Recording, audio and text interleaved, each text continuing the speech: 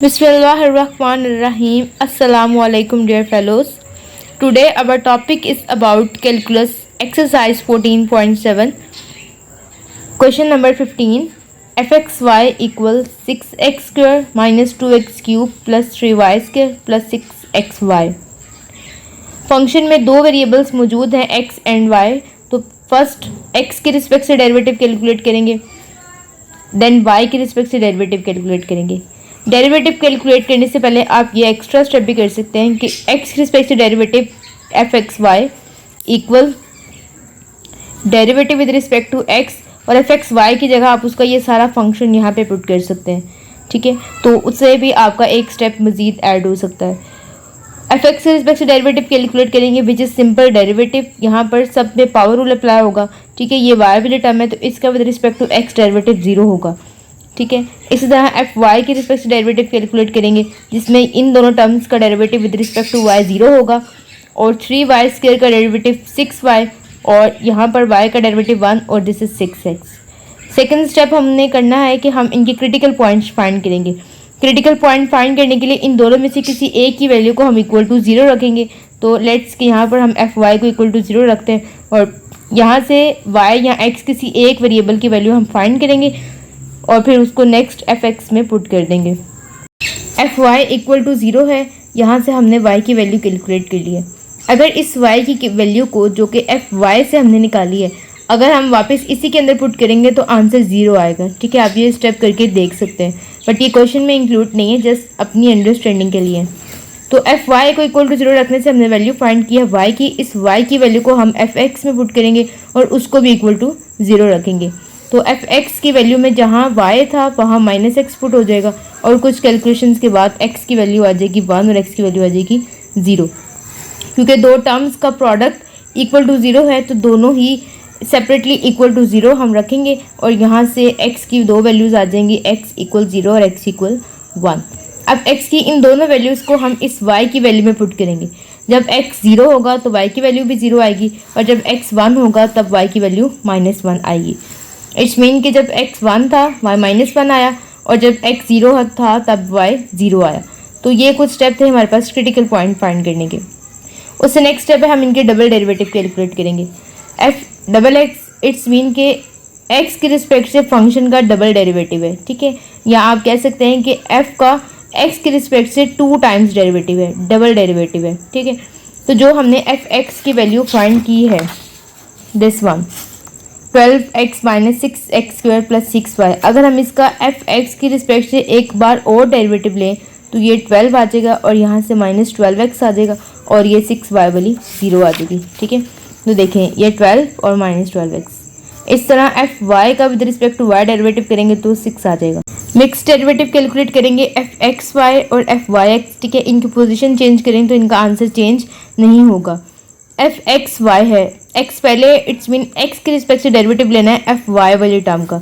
ठीक है, तो एक्स के रिस्पेक्ट से डेरिवेटिव लेना है एफ वाई इस टर्म का with respect to X derivative. तो यहाँ से ये वाई वाली टर्म 0 होगी क्योंकि हम एक्स के रिस्पेक्ट से डेरिवेटिव कैलकुलेट कर रहे हैं. तो यहाँ से एक्स का डेरिवेटिव 1 और 6 आएगा.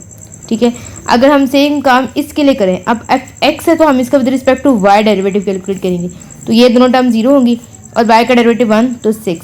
इट्स मीन कि एफ एक्स वाई करें या एफ वाई एक्स करें, दोनों से आंसर 6 आ रहा है. ठीक है, ये स्टेप था. तो हमारे पास क्या स्टेप थे? सबसे पहले हमने सिंगल डेरिवेटिव कैलकुलेट किए. सिंगल डेरिवेटिव में से किसी एक को 0 रख के हमने x और y की वैल्यूज़ फाइंड कर लिए जो कि हमारे क्रिटिकल पॉइंट्स थे. उसके बाद सेकंड स्टेप ये है कि हमने डबल डेरिवेटिव और मिक्स डेरिवेटिव कैलकुलेट करने. ठीक है, उसके बाद नेक्स्ट स्टेप ये है कि जो दो क्रिटिकल पॉइंट्स आए हैं अब हम उनको अपने बारी बारी इन तीनों फंक्शंस के अंदर पुट करेंगे. सबसे पहले हम काम करते हैं 0 0 के लिए. तो ये जो 0 0 है इसको हम एफ डबल एक्स में भी पुट करेंगे, एफ डबल वाई में भी पुट करेंगे, और मिक्स डेरिवेटिव्स में भी पुट करेंगे. जब हम एफ डबल एक्स में पुट करेंगे तो यहाँ x की जगह आ जाएगा 0, तो ये टर्म 0 हो जाएगी, जस्ट हमारे पास 12 आ जाएगा. एफ डबल वाई और मिक्स डेरिवेटिव्स के साथ कोई वेरिएबल मौजूद नहीं है, इट्स मीन कि ये दोनों ऐसे ही आएंगे. ठीक है, अब हम अपने लोकल मैक्सिमम, लोकल मिनिमम और सैडल पॉइंट के लिए ये क्राइटेरिया चेक करते हैं. तो एफ डबल एक्स है, ठीक है, जो कि 12 है. याद रहे कि यहाँ हम वो वैल्यूज़ पुट करेंगे जो क्रिटिकल पॉइंट पुट करने के बाद आती हैं, ये वाली हम पुट नहीं करेंगे. ठीक है। तो एफ डबल एक्स जो कि 12 है, ठीक है, एफ डबल वाई जो कि 6 है, और एफ एक्स वाई जो कि 6 है और उसका स्क्वायर है, तो हम 6 वाली टर्म का स्क्वायर ले लेंगे।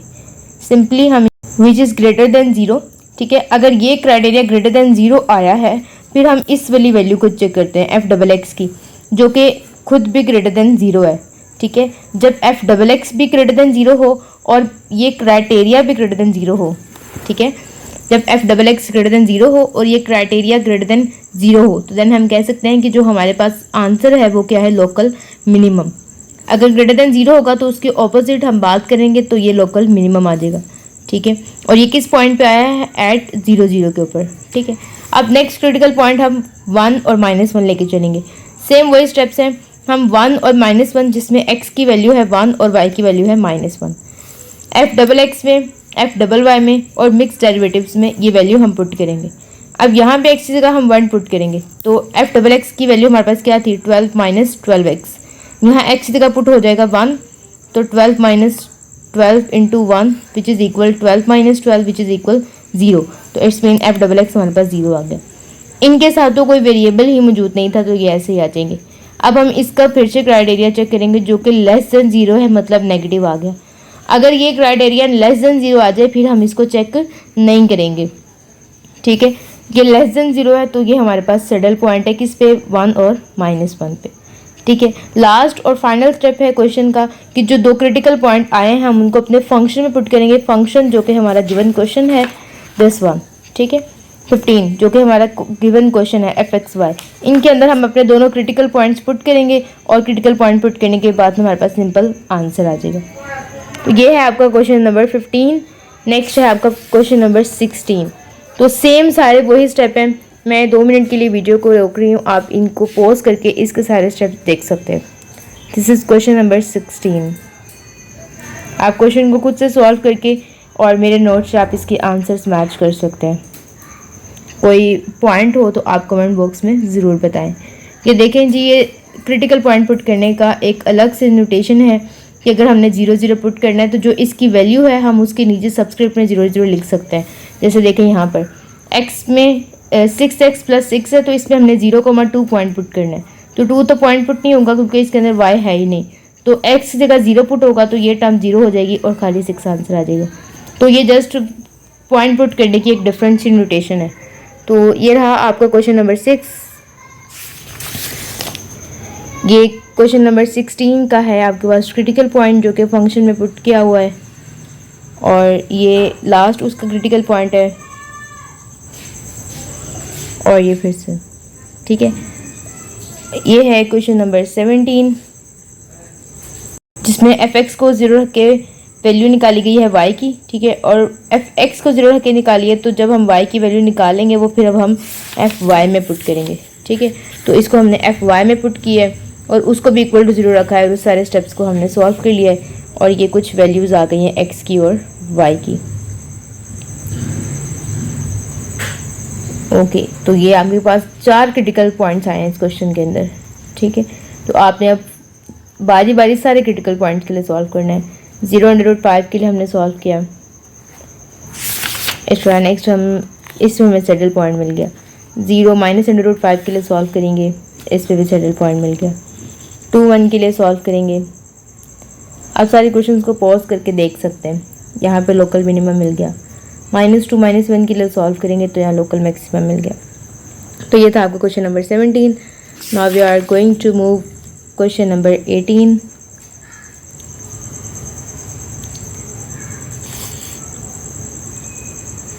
इसमें तो थोड़ी सी चेंजिंग लग रही है। एफ एक्स है, एफ वाई है, एफ एक्स को 0 रखा और फैक्टराइजिंग के x की वैल्यू आ गई।